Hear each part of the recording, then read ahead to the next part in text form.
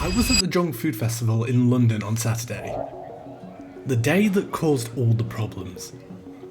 The queues were massive, it was absolutely rammed, and I didn't even get to try half of the food I wanted to. And honestly, it's still one of the best days I've had in UK for a while. For anyone that doesn't know, the Jung Food Festival is a Korean food and culture event in London, co-founded by Rollin Lee, who's one of the biggest Korean food content creators in the UK right now. It was free to attend, which is part of why Saturday completely lost control. Nobody anticipated how many people were going to turn up. I'm Ryan, I'm moving to Seoul in December. I've been obsessed with Korean food and culture for years, and when I found out this event was happening, I booked my train down without thinking twice. This was me joining the queue, and before anyone says anything, yes, I knew what I was getting into. The internet had already started talking about how long the wait was. 40 minutes, that's how long it took just to get through the entrance. And the thing is, I wasn't even annoyed about it. Look at this. This isn't a queue for a theme park ride, or a passport office. This is a queue of people who genuinely care about Korean food and culture in the UK. That means something. There was a real energy even in the queue. People excited, people who'd travel from outside London, families, couples, Korean expats, non-Koreans who'd clearly done their research. It wasn't frustrating. It felt like being part of something. And then we got inside, and honestly, the smell hit me before anything else did. If you've ever been to Korea or even just spent time around real Korean food being cooked, you know the smell I'm talking about. Gochugaru, sesame oil, grilled meat, fermented things. It's warm and complex, and it doesn't smell like anything else. Standing in the middle of London smelling that was genuinely surreal. It was packed, properly packed. Every stall had a queue. Every table was taken. People were eating standing up, sitting on the floor, wherever they could find space. It was chaotic, but in the best possible way. The vendors were incredible. Small businesses, passionate people who clearly put everything into what they were serving. You could see it. This wasn't festival food in the way we normally mean that in Britain. This was the real thing. Hello, Grape. Grape, did it? One grape drink?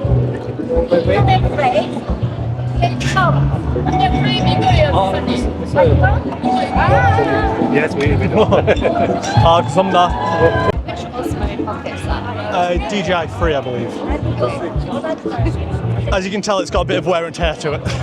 No worries, I got my Oh, very nice. Everyone's ringing their stuff. Of course. You've got to film it. Absolutely. It's just one of those things like, so I've, in the past 6 months I've gone to Korea twice. Oh, so being able to have something like this in the UK is absolutely yeah, insane. I know, it's a blessing, honestly. Yeah. Especially in London, like, Oh, absolutely. first Korean food festival, I think. So, Hopefully the first of many. yeah, I know. I think it'll be annual from now on, so. That's awesome. Do you have like an Instagram page where you like post on YouTube? YouTube. Oh, YouTube. Yes. 감사합니다. Alright, so we've got our first thing. Hopefully you can hear me because there is some loud music going on. If not, guess it's becoming a voiceover. However, I got myself some Grape. This was one of the things that kept me going, like gave me the sugar rush that I needed every time I went to a convenience store, like GS25. GS25 was basically my living station and it was amazing. Let's try it.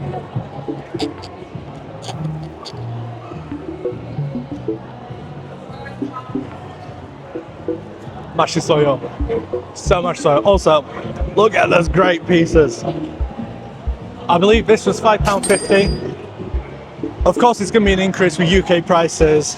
Definitely can't wait to get back to Korea so I can get myself a giant container of just the normal grape. And, oh, it's just going to be fantastic. December, you can't come fast enough. I'm not going to pretend I got to try everything, because I absolutely didn't. After 40 minutes queuing to get in, I then spent an hour in the queue for mandu and kimbap, an hour for food, and I would do it again without hesitation.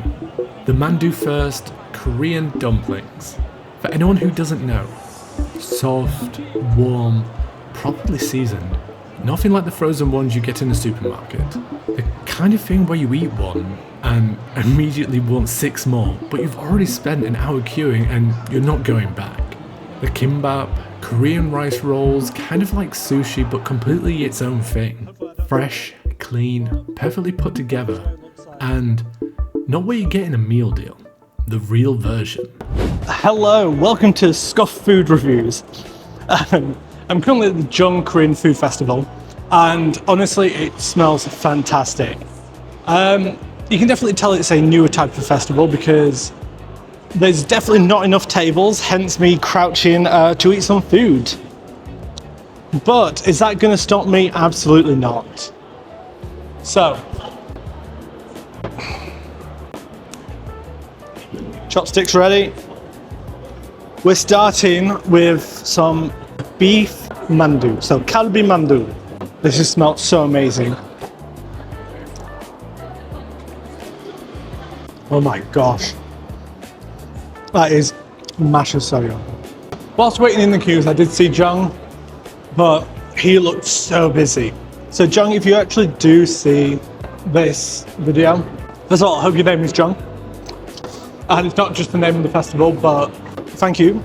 I've definitely missed Korean food since I've been away from Korea.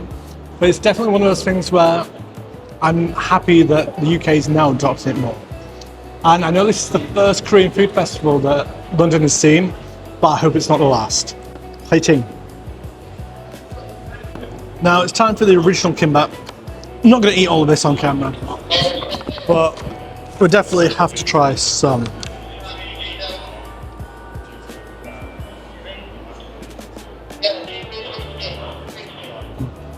Let's go.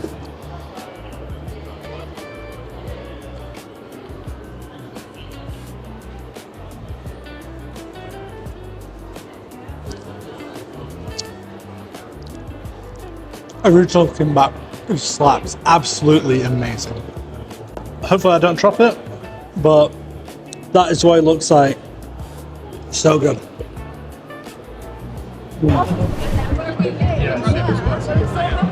So this is the gochujang fudge one? That's the gochujang fudge, yeah. So soft. Yeah. Good flavour. I'm probably going to buy one. Which would you say is like the fan favourite? It's a close tie between the kimchi and the gochujang fudge. This one sold out first yesterday. It sold out quite early actually, so I guess the gochujang fudge is the most popular.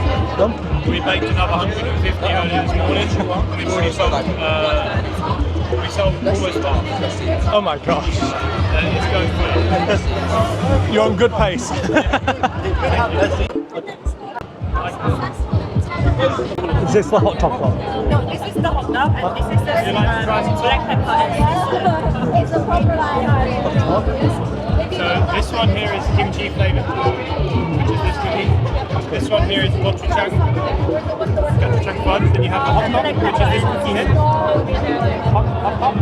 Yeah, it's like a Korean dessert, and we've kind of and then this one is Korean black pepper, British sea salt. All right, so we've got ourselves a Korean cookie from Onion Hassio. If you know who the Yongguk Namja is, Josh, his Twitter, I believe, is Onion Hassio because it's like a play on the word Onion Hassio. I know, a bit of random lore that you probably didn't need in your life, but I've got this. I believe I've got I think it's kimchi and caramel or something like that. But I tried, obviously, I had to have a taster. They had 4 different options. All of them, they tasted fantastic. But because I am on a diet, he says, whilst he's at a food festival, doesn't really work, does it? But let's go. It's just so good. Definitely not going to be consuming it all at once, just like the kimbap. Got in my bag, saving it for later. But this is amazing. You get the sweetness, but then you get a little bit of spice, which is like the perfect mix of like the Korean food styles, what I've noticed when I was in Seoul eating food. And again, no matter what flavors they do, it's just so good, and I absolutely adore it. Let's get the wallet up. My gosh, I'm clicking all the wrong stuff. So how does today compare to yesterday? Compared to yesterday, I think it's busier than yesterday. Much busier. So you're telling me I came on the wrong day? No, it's the right timing. Okay. It's the right timing. Add this up. Thank you very much. Wow. Okay. Thank you. 감사합니다.